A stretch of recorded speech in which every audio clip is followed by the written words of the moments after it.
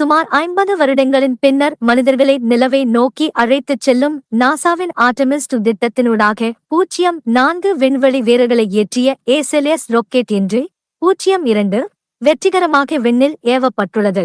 புளோரிடாவில் உள்ள கென்னடி விண்வெளி மையத்திலிருந்து ஸ்பேஸ் லான்ச் சிஸ்டம் ராக்கெட் மூலம் இந்த வரலாற்று சிறப்புமிக்க பயணம் ஆரம்பமாகியுள்ளது. ஏசெலியஸ் ராக்கெட் 04 விண்வெளி வீரர்களையும் சுமந்து விண்ணில் பாய்ந்ததாகவும் தற்போது விண்கலம் புவியின் சுற்றுப்பாதையில் நிலைநிறுத்தப்பட்டுள்ளதாகவும் நாசா தெரிவித்துள்ளது.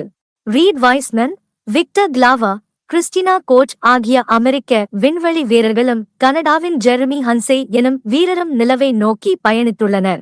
நிலவை சுற்றி வந்து மீண்டும் பூமிக்கு திரும்பும் இந்த 10 நாள் பயணம் மனித குலம் இதுவரை விண்வெளியில் சென்றிராத ஆழமான பகுதிக்கு அவர்களை அழைத்துச் செல்வதாக தெரிவிக்கப்பட்டுள்ளது. ஆர்டெமிஸ் 2 நிலவில் தரையிறங்குவதற்கான திட்டம் அல்ல என சர்வதேச ஊடகங்கள் கூறுகின்றன.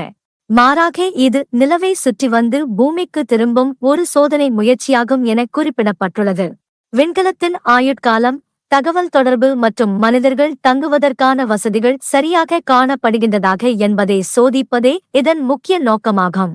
ஆர்டெமிஸ் 2 திட்டத்தின் வெற்றியை தொடர்ந்து 2027ஆம் ஆண்டில் ஆர்டெமிஸ் 3 திட்டத்தின் மூலம் மனிதர்களை நிலவில் தரையிறக்க எதிர்பார்ப்பதாகவும் அதனைத் தொடர்ந்து 2028ஆம் ஆண்டில் ஆர்டெமிஸ் 4 திட்டத்தின் மூலம் மனிதர்கள் மீண்டும் நிலவில் கால் பதிப்பார்கள் எனவும் நாசா நிறுவனம் தெரிவித்துள்ளது.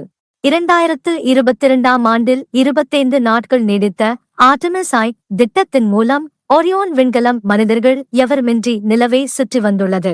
ஆர்டெமிஸ் 3 திட்டத்திற்காக எலோன் மஸ்கின் ஸ்பேஸ் எக்ஸ் நிறுவனத்தின் ராக்கெட் அல்லது ஜெஃப் பெசோஸின் ப்ளூ ஒரிஜின் நிறுவனத்தின் ராக்கெட்டை பயன்படுத்த நாசா எதிர்பார்த்துள்ளதாக சர்வதேச செய்திகள் குறிப்பிடுகின்றன. இதற்கு முன்னதாக அமெரிக்காவினால் முன்னெடுக்கப்பட்ட நிலவிற்கான அப்பலோ திட்டம் அதிக செலவுகள் காரணமாக 1972ஆம் ஆண்டில் கைவிடப்பட்டதென்பது குறிப்பிடத்தக்கது.